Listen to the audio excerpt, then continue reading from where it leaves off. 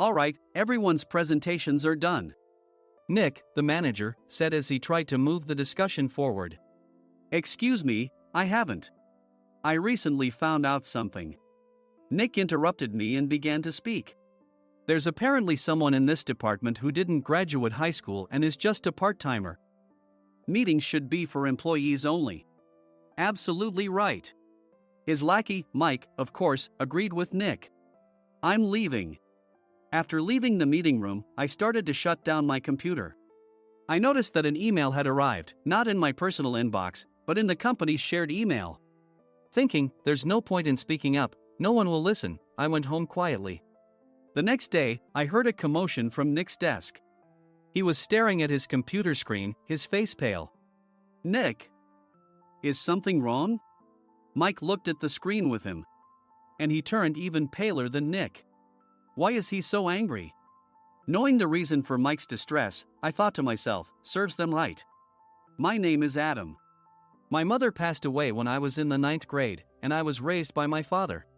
Well, you could hardly call it being raised. After my mother passed, my father changed. He drowned his sorrows in alcohol, and though he still went to work, he squandered our living expenses on horse racing. Because of that, I had to start working part-time as soon as I entered high school. Every month, I went to the convenience store with bills in hand that couldn't be auto-deducted from my father's account.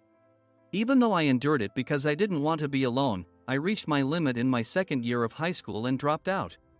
I found a live-in job at a distant inn. Thank you for everything. The day I left home, my father, still staring at the TV, spoke. Take care. That was our last conversation. Back then, 18 wasn't the age of majority, so I needed my father's permission to work, and I couldn't hide my place of employment. Yet, my father never visited me even once. I kept working just to survive, and before I knew it, I was 42. Years of hard work paid off, and I was transferred to the headquarters.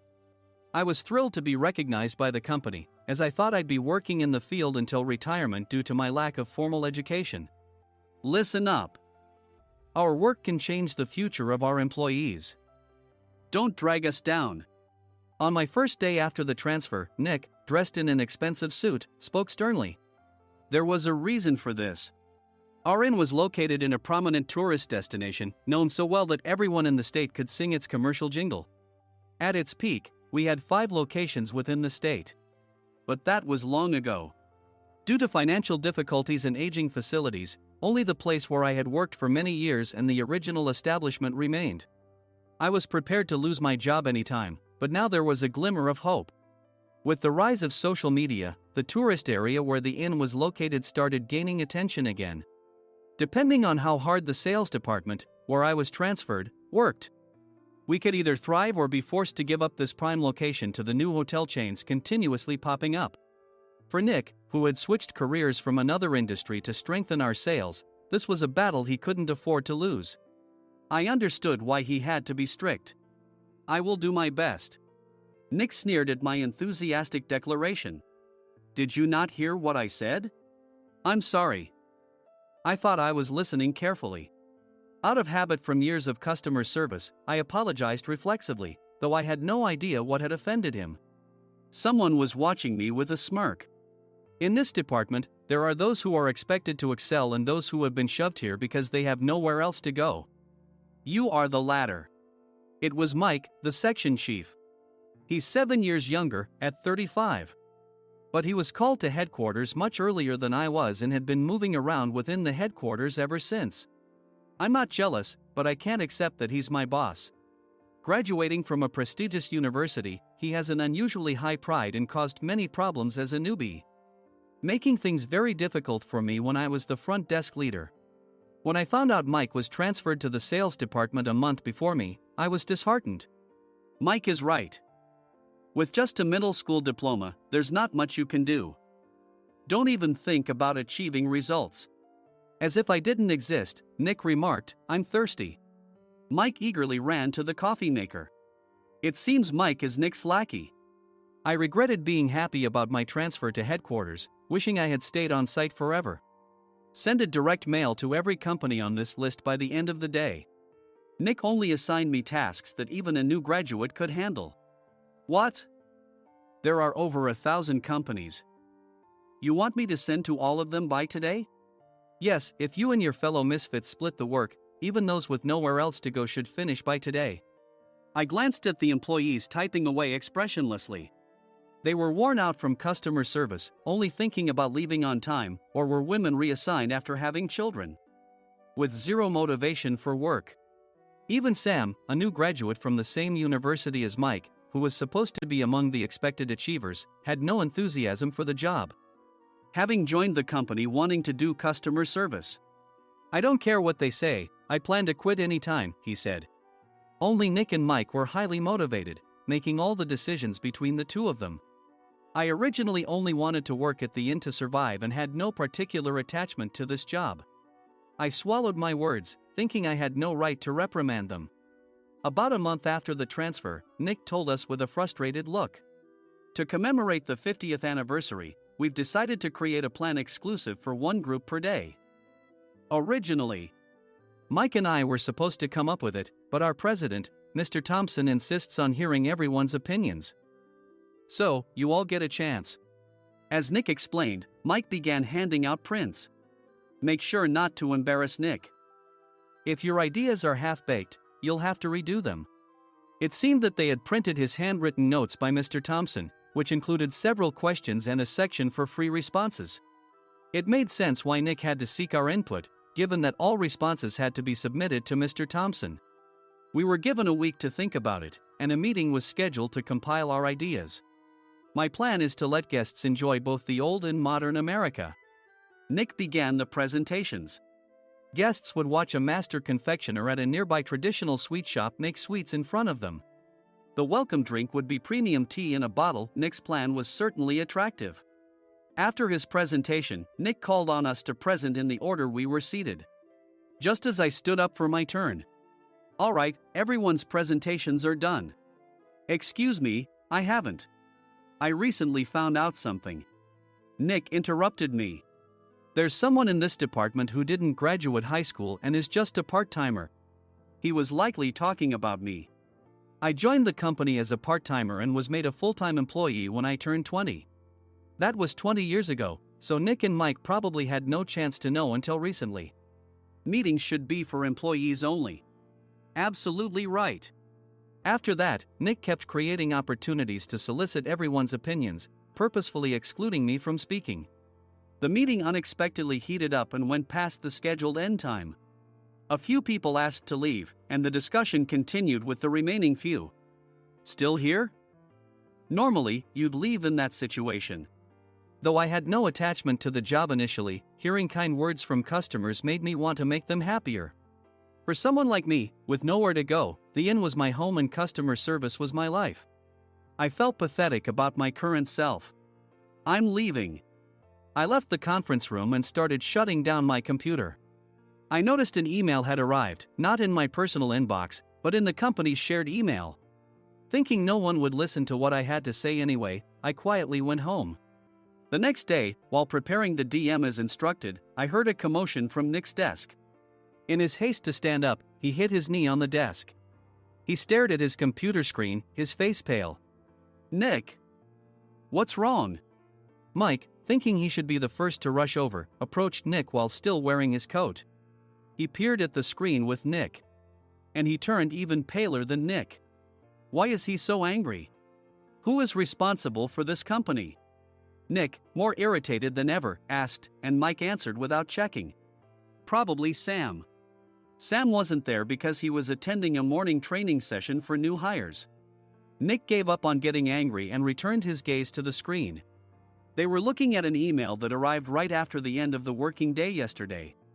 Apparently, no one, including me, had checked it before leaving. The email was from a large company that used us for their annual employee trips.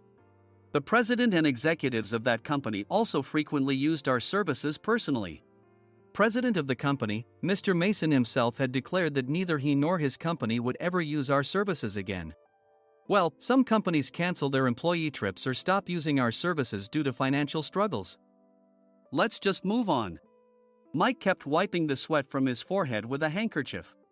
Knowing why Mike was so agitated, I quietly watched their interaction.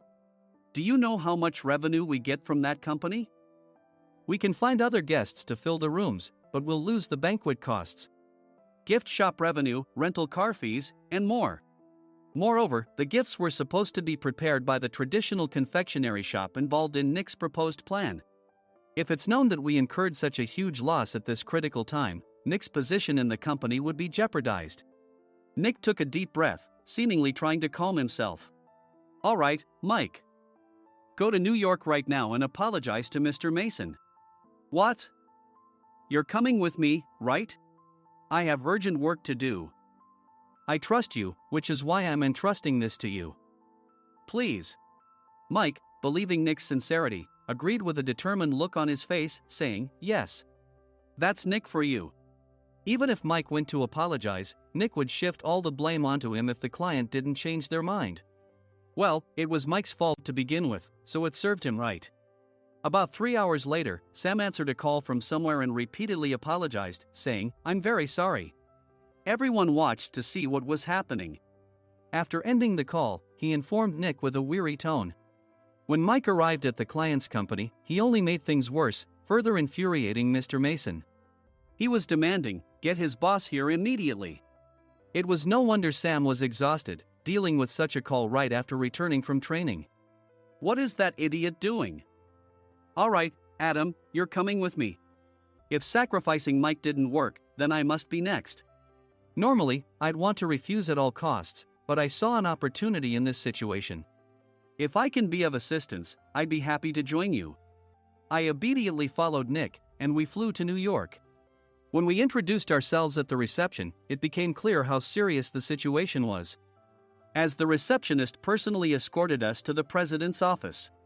Angry voices leaked through the door, making both Nick and me uneasy. Excuse me. I'm Nick, the supervisor. I understand my subordinate has caused you trouble, and I deeply apologize.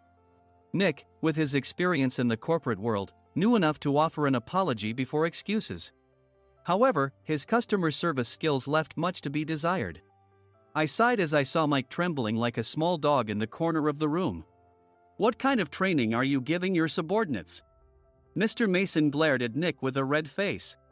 The intensity of his gaze made even Nick take a step back. Regrettably, I joined this company only 2 years ago and was unaware of Mike's issues.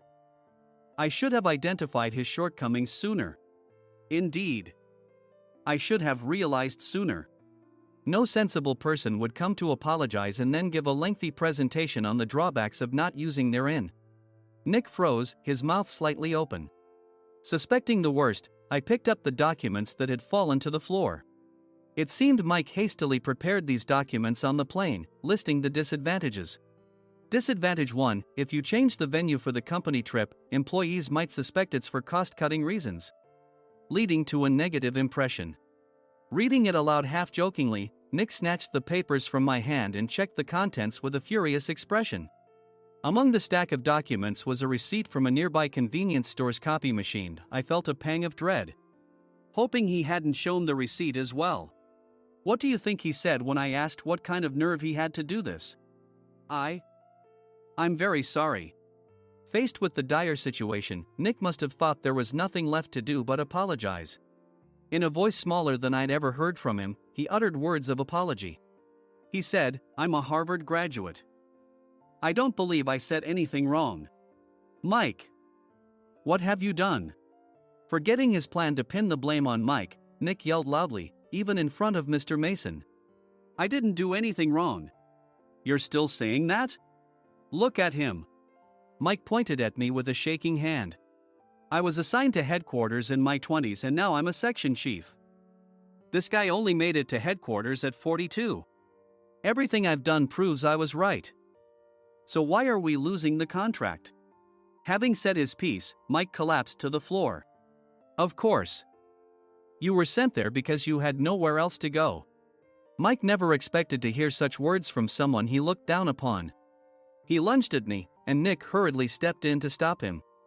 Mr. Thompson told me Mike is a quick thinker, and to take good care of him. There's no way he was pushed aside. Don't make things worse here. He didn't say quick thinker, he said only quick-witted, didn't he? I don't remember that part. I recalled the many troubles Mike caused when he was a newbie. When Mike was on the front line, his pride was so high that he never apologized to customers. Customer service, especially in our job, doesn't work alone. It brings both good and bad situations. If the front staff or housekeepers made mistakes, or the cleaning company didn't properly clean a room, one had to apologize to the customers regardless of personal fault. Mike, in such situations, would never apologize, insisting he wasn't at fault. This often angered customers, and as the front desk leader, I frequently had to apologize on his behalf. He caused complaints and disrupted operations, which is why he was quickly moved to headquarters. In departments where he didn't interact directly with customers, his quick thinking was beneficial and things went well. But it seemed his flaws were starting to show. Corporate reservations are supposed to be entered into the system by the sales representative. But a quick check yesterday revealed that more than 10 items were missing from the client's reservation. The handover document clearly stated what needed to be prepared. Why didn't you enter it into the system? Why do we have to give them special treatment? Filling rooms near the banquet hall, setting up all the food in advance. Specifying the brand of wine, they're too demanding. No wonder he always angered customers, I thought, feeling a headache coming on. Grouping them in rooms near the banquet hall is for our benefit too. It makes it easier for the staff to set up beds and serve breakfast since everyone's schedule is synchronized. As for the other requests, Mr. Mason suggested them to lighten our load. I didn't know that. Nick finally seemed to realize that Mike was the one who had angered the client. What did you say to them? I just told them we wouldn't give them special treatment anymore. We shouldn't waste effort on things that don't bring in money. I was utterly exasperated at his lack of understanding of customer service. Of course, we shouldn't comply with unreasonable demands. But carrying over successful practices from past stays makes customers feel remembered and enhances their experience. Good memories encourage repeat visits. That's part of our job. I looked down at Mike, who was sitting on the floor. In our job, nothing is a waste. Mr. Thompson likely moved you to the sales department, hoping you'd finally understand this. How do you think he feels now that you've failed to meet his expectations? Mike, tears in his eyes, fled the president's office. I was amazed he still hadn't apologized. You have it tough, Adam. It's okay, we're all employees of the same company. I deeply apologize for this disrespectful incident. Especially after all the care you've shown us. If it weren't for you, Adam, I really would have stopped staying here. When I heard you were moving to the sales department, I was willing to reconsider if you handled it. Seeing us talk so amicably, Nick's face contorted. Do you two know each other? Adam's service is excellent. I always requested him specifically. Normally, we don't accept specific staff requests, but we made an exception for Mr. Mason, adjusting my shifts accordingly. He had personally stayed at our hotel just before my transfer, and during casual conversation, I mentioned, I'm moving to the sales department soon. If I hadn't told him then, things could have been much worse. Please continue to take care of us. I look forward to it. On the return flight, Nick awkwardly offered me a can of beer. It's still working hours. Of course, I had no intention of forgiving him for a single beer. Nick might try to pin everything on Mike and avoid any consequences. While pondering this, a startling fact came to light. Nick, the tea bottles for the plan have arrived. I handed Nick a bottle labeled with our inn's name. They look good. What are you talking about? These are plastic bottles. I had assumed we would use the trendy, high-end bottling tea. But what arrived were ordinary plastic bottles of tea with customized labels. The only unique aspect was the label, which had the inn's name, making it look customized. Upon further investigation, I discovered that a substantial amount of money was set to be paid to the tea company. It was priced like bottling tea. Does this plastic bottle really cost $100 each? The tea inside is specially blended for us. The extra cost is for that. Wouldn't it be better to use another tea company? Or is there a specific reason we must use this one? As Nick continued to make excuses, I showed him a printed email. I informed the tea company's president, Mr. Mitchell, that we discovered irregular payments and he confessed. He said you two were high school classmates and planned to split the extra money. That idiot. Why did he confess? That's not important. You should worry about yourself, this could turn into a police matter. Opening the bottle cap, I suggested. How about calming down with this tea? It supposedly has a relaxing effect. Nick drank the tea frantically. In the following days, decisions were made about their fates. Mike was reassigned to the General Affairs Department, with no chance of transfer or promotion, as per Mr. Thompson's orders. As for Nick, since the payment to the tea company hadn't yet been made, he narrowly avoided legal trouble. Instead, he was encouraged to leave the company, and to avoid further complications, Nick submitted his resignation. Rumor has it that connections between HR departments have made it difficult for him to find new employment. Even though it was good to have those two gone, something unexpected happened in the sales department. Everyone became motivated and united in refining the 50th anniversary plan. In the end, my plan was adopted. We collaborated with the Tourist Information Center to provide personalized guides. The plan, tailored to the number of guests, was truly special for the 50th anniversary. Hey, is Adam's family coming to stay? I immediately booked that special plan for my family. Sam noticed it on the reservation list and quickly picked up on it. Yes, I'm inviting my father. That's great. I might invite my parents too. I lacked the courage to face my father just as Adam. But here, with the confidence Mr. Mason praised, I felt ready. The 50th anniversary plan was a perfect opportunity to reconnect with my father. I hoped to bring back the days when we could laugh together as we once did.